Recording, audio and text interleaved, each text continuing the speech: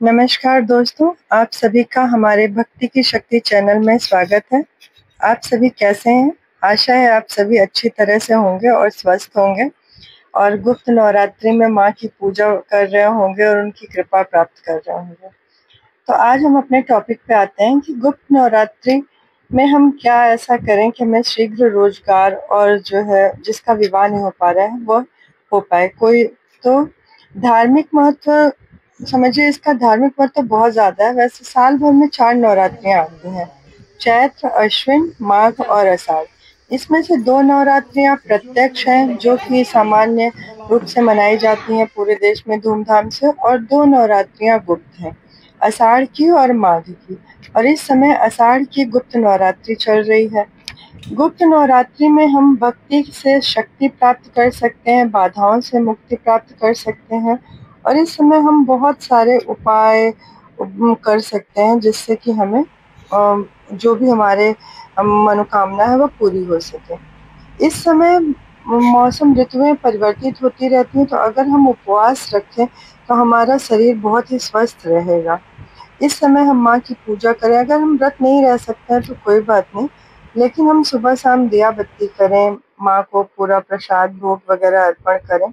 दोनों वेला हमें भोग जरूर लगाना चाहिए माँ को, और दिया भी लगाना चाहिए। तो हम आते हैं अपने टॉपिक पे। सबसे पहले हम रोजगार की ये बात करेंगे। अगर हम रोजगार चाहते हैं तो माँ को हर दिन 9 लौंग और 9 बताशे चढ़ाएं। अगर आपके पूरे दिन बीत चुके हैं और अब लास्ट में ही बचे हैं, तो अब लास्ट के 3 दिन माँ को 9 लौंग और 9 बताशे का भोग लगाएं, और उस प्रसाद को आप मतलब अपना ग्रहण करें। जिसका भी नौकरी के लिए वो है तो उसको ग्रहण करें, और प्रार्थना करें माँ से कि माँ मेरी जल्दी ही रोजगार के लग जाए, तो हम आपको पूजा करेंगे, ऐसा कुछ कह सकते हैं।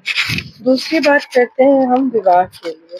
वो आजकल बहुत सारे ही लोगों की जो है देखिए 30-40 साल उम्र हो जाती है मगर विवाह नहीं हो पाता। उसके लिए हम करेंगे कि शाम के समय अगर रात्रि में हम 9 से 11 बजे के बीच में कोई भी उपाय करते हैं तो वो बहुत ही फलदायी होता है।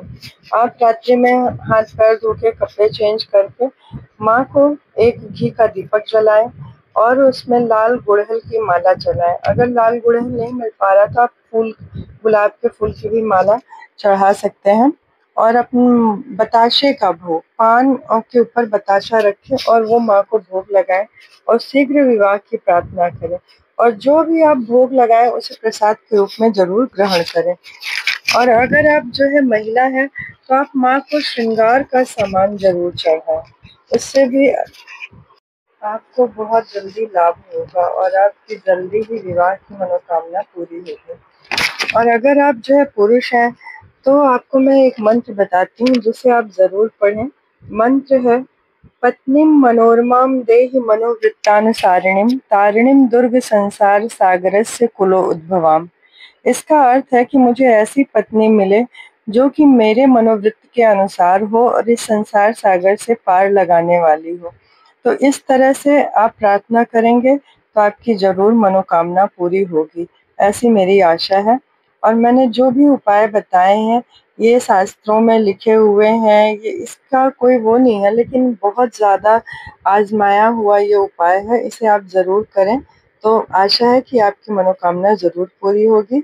और इस गुप्त नवरात्रि में जितना ज़्यादा हो सके आप पूजा पाठ करिए और अपना टाइम, अपना मन भगवान में लगाइए, तो आपको बहुत ही फायदा होगा। आशा है आप सभी को इससे कुछ फायदा ज़रूर होगा। आप ज़रूर इसका रिप्लाई दीजिएगा। धन्यवाद।